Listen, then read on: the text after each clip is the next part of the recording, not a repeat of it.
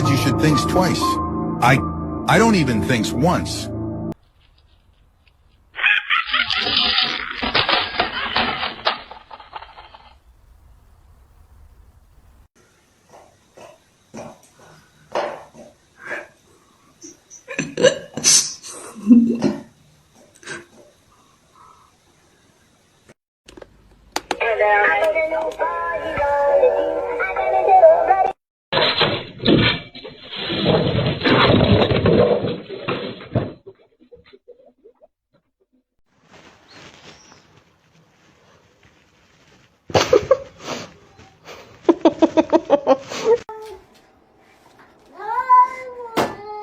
We need security.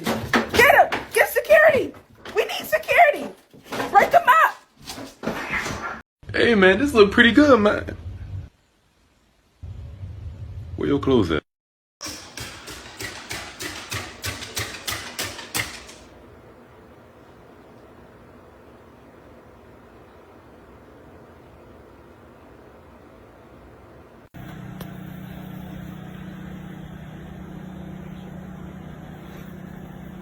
Guys, do you not know what that is?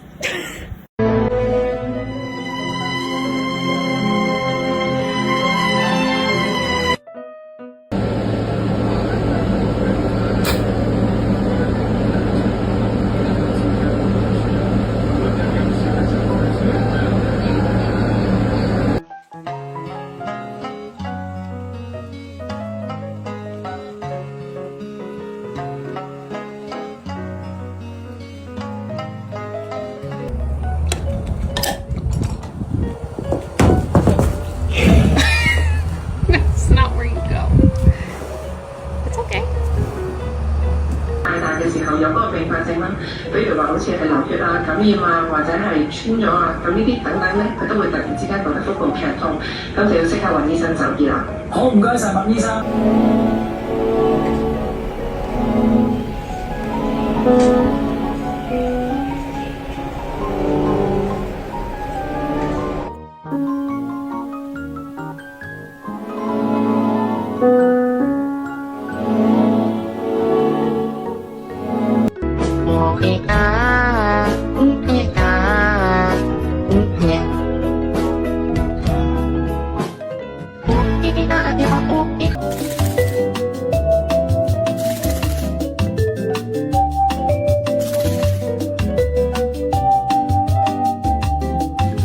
I know I should sleep, but the voices in my head go. I know I should sleep, but the voices in my Jaki gruby! Gruby! Ale ma Benson! Ja!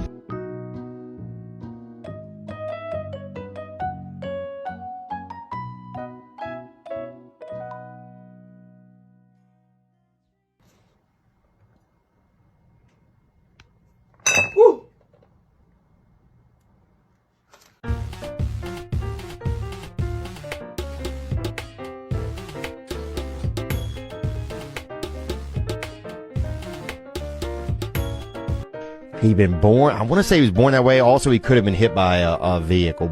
I don't know what happened to him. He had autism or something.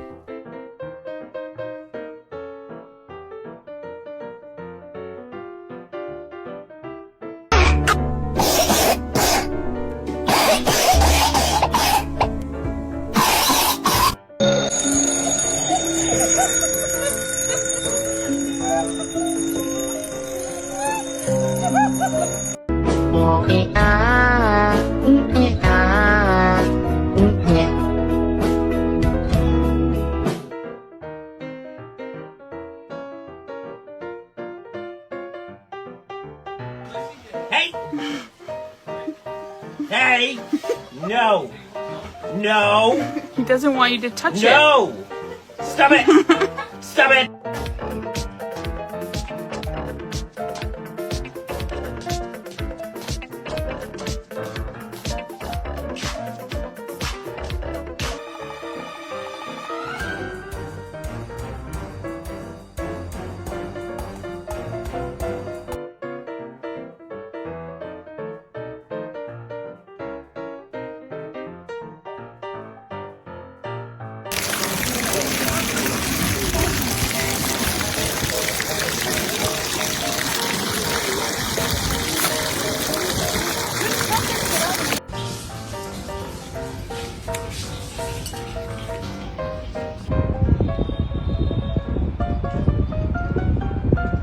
Mất cái chân đó nha.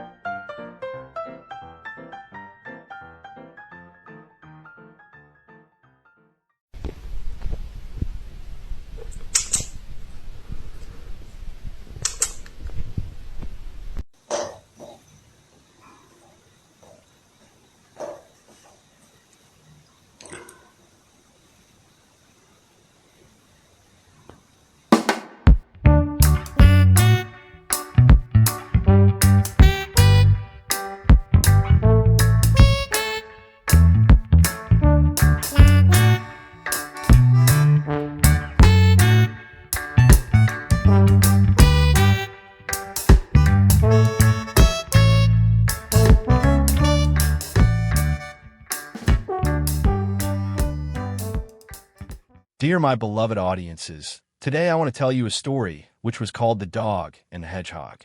In a quiet countryside village surrounded by rolling green hills and whispering pines, there lived a cheerful little dog named Toby. He was a golden retriever with soft fur that glowed like sunlight and eyes full of endless curiosity. Toby belonged to an old gardener named Mrs. Willow, who tended to a large vegetable garden at the edge of the village. Every morning, Toby followed her to the garden, chasing butterflies and barking at crows that dared to peck at the ripe tomatoes. Toby loved everyone and everything. He was friendly with the cows across the field, the cats that roamed the fence, and even the frogs that croaked by the pond.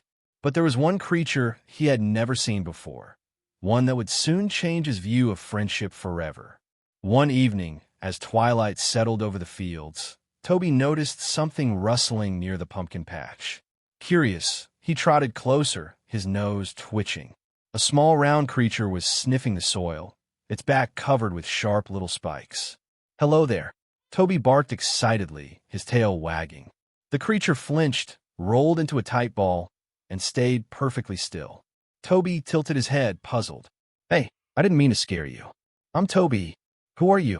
After a moment, the creature slowly uncurled. Two tiny black eyes peered out cautiously. "I'm Hazel," the creature whispered. "I'm a hedgehog, and please don't bark so loud. It makes me nervous." Toby grinned. "A hedgehog? I've never met one before. You look prickly." Hazel sighed. "That's because I am. My spines protect me from danger. Most animals stay away from me because of them." Toby wagged his tail harder. "Not me. I like meeting new friends." But when he tried to get closer, he yelped as a spine pricked his nose. Hazel gasped and rolled into a ball again. Toby stepped back, shaking his head. "Ouch, you're really sharp. I told you." Hazel mumbled from inside her spiny armor. Over the next few days, Toby kept visiting Hazel. At first, she didn't trust him. She was used to being alone. The other animals avoided her, thinking she was unfriendly because of her spikes. But Toby didn't give up.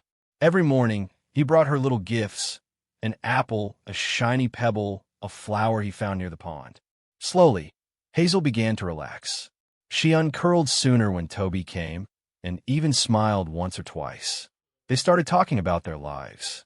Hazel told Toby how she lived under a pile of leaves near the old oak tree, and how she searched for insects at night. Toby told her about Mrs. Willow and the garden, and how he loved watching sunsets from the hill. One night, a terrible storm swept through the village. Rain poured in sheets, and thunder boomed across the sky. Toby was safe and dry inside the cottage, but he couldn't stop worrying about Hazel. Her little home under the leaves must be flooded by now. Ignoring the storm, Toby slipped out the door and raced through the muddy field. The rain soaked his fur, and lightning flashed overhead, but he kept going until he reached the oak tree. "Hazel," he barked, "where are you?" He heard a faint squeak. Following the sound, he found Hazel trapped in a puddle of water, her tiny body shivering.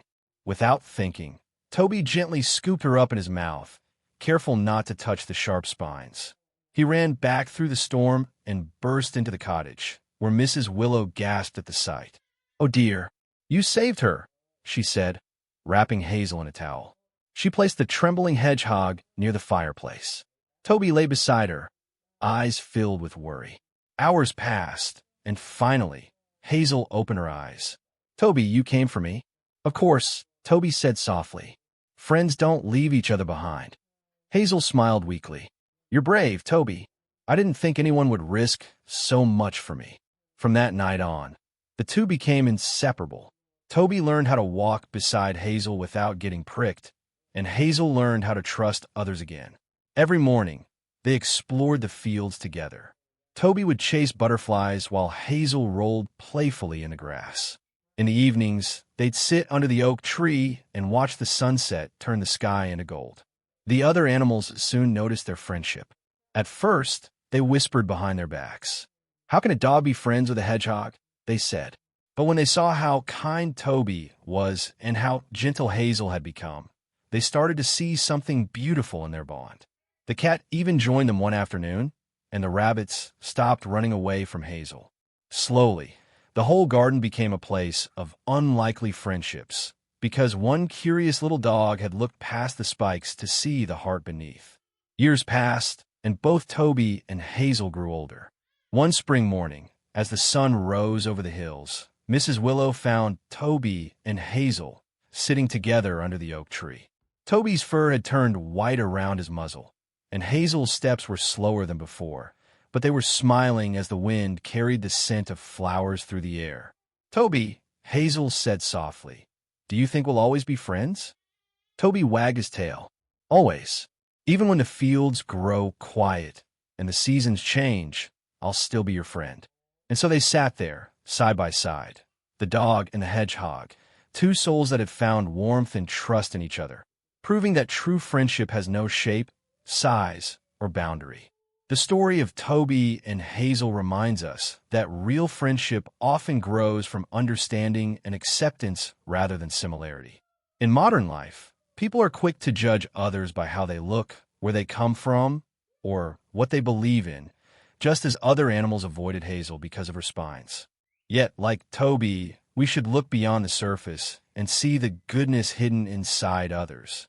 Everyone carries their own spikes, insecurities, flaws, or past pain, but that doesn't mean they're unworthy of love or friendship. True connection requires patience, empathy, and courage to reach out even when it's uncomfortable. In a world dominated by social media and superficial standards, we must remember that kindness and sincerity are more valuable than appearances. When we take time to understand someone's struggles, we can build relationships that are genuine and lasting. Just as Toby risked the storm to save Hazel, we too should be willing to stand by those who need us, even when it's difficult. Friendship, like light in a storm, can bring warmth to the darkest days. If only we have the heart to care beyond our own comfort. If you like this video, please leave a like and subscribe. It'll really help our channel grow. But if you don't like it, then skip it, and don't forget to check out our other videos. We love you and goodbye.